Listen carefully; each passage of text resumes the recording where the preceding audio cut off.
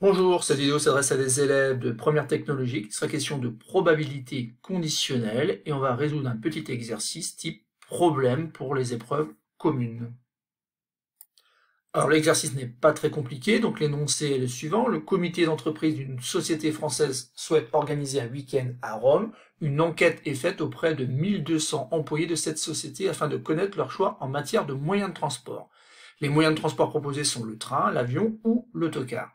Les résultats de l'enquête sont répertoriés dans le tableau ci-dessous. Donc vous avez un tableau, il va falloir décoder, il va falloir bien sûr prendre toutes les informations que l'on trouve dans ce tableau, mais on note néanmoins F, l'événement, l'employé interrogé est une femme, et T, l'employé interrogé choisit le train.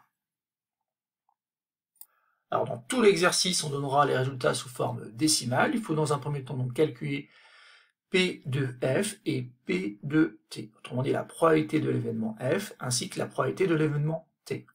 Ensuite, il faudra déterminer la probabilité que l'employé interrogé ne choisisse pas le train. Troisièmement, expliquer ce que représente l'événement F inter T, puis calculer sa probabilité. Enfin, quatrièmement, et peut-être aussi cinquièmement du coup, on va parler de choses un peu différentes qui est au programme de classe de première technologique. L'employé interrogé a choisi le train, il faudra calculer la probabilité que cet employé soit une femme. On arrondira le résultat au millième, et vous aurez aussi à calculer P de T sachant F, et pour cela, vous devez vous rappeler de la notion de probabilité, bien sûr, conditionnelle. Maintenant, je vous conseille d'appuyer sur pause, d'essayer de répondre à l'aide du tableau à ces 5 consignes. C'est pas très compliqué, mais vous devez le maîtriser en vue des épreuves communes. Alors, passons à la correction de ce petit exercice. Donc, dans un premier temps, on nous demande la probabilité de l'événement F. L'événement F, c'était l'employé est une femme. Donc, il suffit simplement de lire dans le tableau, en fait, le nombre de femmes que l'on va diviser donc par le nombre d'employés en tout. Et donc ici, c'est très rapide, P de F. Alors, les nombres d'issues favorables, c'est le nombre de femmes, donc 720, sur le nombre d'issues total qui est 1200. Ensuite, on prend sa calculatrice et on trouve tout simplement 0,6. Alors ici, dans l'énoncé, on nous disait tout simplement de garder l'écriture décimale, mais on peut traduire aussitôt en 60%. Donc la probabilité que l'employé soit une femme, c'est 0,6 ou encore 60%. Alors même chose maintenant pour la probabilité de l'événement T. Et bien la probabilité de l'événement T, le nombre d'issues alors favorable, c'est le nombre de personnes, d'employés qui prennent le train.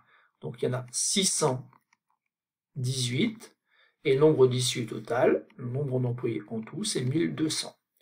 Donc on prend la calculatrice et on trouve 0,515, soit 51,5%. Alors je rappelle que ici, il suffisait simplement de donner la réponse sous forme décimale, et qu'il est obligatoire de donner donc cette probabilité à l'aide d'un pourcentage. Passons maintenant à la consigne numéro 2. Donc maintenant, il faut déterminer la probabilité que l'employé interrogé ne choisisse pas le train. Alors vous devez vous rappeler que cet événement-là, l'événement l'employé interrogé ne choisit pas le train, eh ben on peut le noter T bar. Et autrement dit, ici, on va calculer la probabilité de l'événement T bar. Autre chose que vous pouvez avoir en tête, que vous devez avoir en tête, c'est que la probabilité de l'événement contraire de l'événement T, eh ben on peut l'obtenir en faisant tout simplement 1 moins P de T. Et donc ici, ça fait 1 moins le résultat qu'on avait obtenu à la question précédente. Et on trouve 0,485, soit 48,5%. Alors ici, il y a une autre possibilité. Vous pouvez calculer la probabilité de ces événements T bar, simplement ici en utilisant le contexte qui consiste tout simplement à dire que si l'employé n'a pas pris le train, c'est qu'il a choisi donc l'avion, donc c'est P de A, plus la probabilité de qu'il ait pris l'autocar. Alors attention ici, je vais monter AU pour autocar. Et donc, en additionnant donc ces deux probabilités, alors avion c'est 462 issues favorables sur 1200, et vous rajoutez donc la probabilité que l'employé ait choisi donc l'autocar qui fait 120 sur 1200, 1200, et je vous rassure tout de suite, on trouve bien sûr le même résultat, c'est-à-dire que dans un premier temps, on va trouver 582 sur 1200, et à l'aide de la calculatrice, vous allez trouver tout simplement 0,485 comme on l'a trouvé dans un premier temps. Sauf que la première méthode ici, bien sûr, est plus rapide, plus courte, notamment lorsque on a un tableau comme ça avec plusieurs colonnes, avec davantage de colonnes. Dans ces cas-là, il faut bien penser tout de suite à 1 moins la probabilité de l'événement T. On peut passer maintenant à la consigne numéro 3. Alors, consigne numéro 3, expliquer ce que représente l'événement que l'on nomme F inter T, puis ensuite calculer donc sa probabilité. Alors cet événement F inter T, c'est un événement pour lequel les deux événements F et T se sont réalisés en même temps. Autrement dit, l'employé est une femme et elle a choisi le train. Autrement dit, les deux événements se sont réalisés, donc l'événement F et l'événement T. Et ensuite, il faut calculer donc la probabilité de cet événement F inter T. Et donc, il faut lire dans le tableau le nombre d'issues favorables, le nombre de personnes qui sont des employés de l'entreprise, qui sont à la fois une femme et qui ont en plus choisi donc le train. Et donc, ce nombre-là, on va le trouver dans cette cellule-là, 468. Ce sont bien des femmes qui ont choisi le train. Donc, il y a 468 issues favorables, mais sur le nombre d'issues total qui est toujours de 1200. Et donc, ensuite, on prend la calculatrice, et on trouve 0,39, soit finalement 39%. Donc, la probabilité que l'employé est une femme et qu'elle ait choisi le train est 0,39, soit 39%. Passons maintenant à la consigne numéro 4.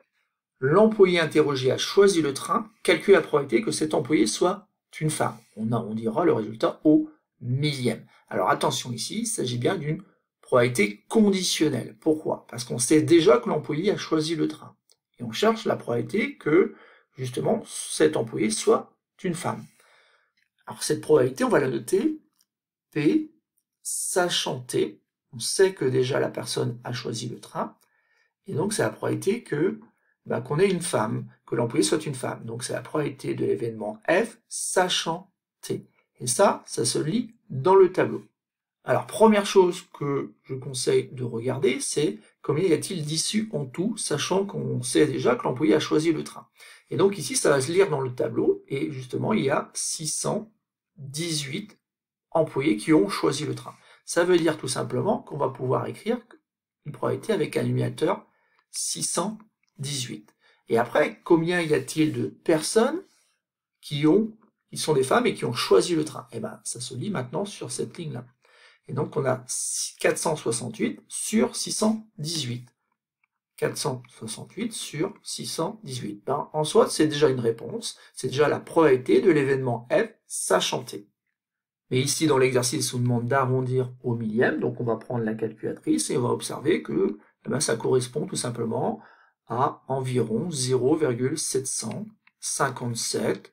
Alors, il y a un 2 derrière, donc comme il y a un 2 derrière, je vais garder la valeur 0,757. Et enfin, donc, on va pouvoir répondre à la dernière consigne de cet exercice, qui va être aussi une probabilité conditionnelle. Donc, cinquièmement, calculer la probabilité de l'événement T sachant F. Alors, attention, c'est bien sûr pas la même probabilité que l'on a calculée à la consigne précédente. À la consigne numéro 4, on a calculé la probabilité de l'événement F sachant T. Et donc ici, on ne va pas trouver le même résultat. Alors, il faut bien décoder en fait cette notation. Ça veut dire qu'ici, on sait déjà que l'employé est une femme, quelle est la probabilité qu'elle ait choisi le train.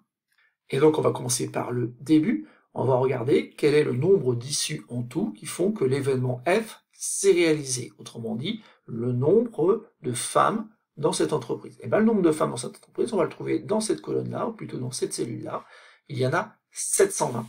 Et donc, la probabilité que l'on cherche, elle s'écrit avec un dénominateur déjà 720. Et ensuite, quelles sont les issues favorables? Il faut que ce soit des femmes qui aient choisi donc le train. Et donc, des femmes qui ont choisi le train, il y en a 468. À nouveau, j'ai envie de dire comme tout à l'heure.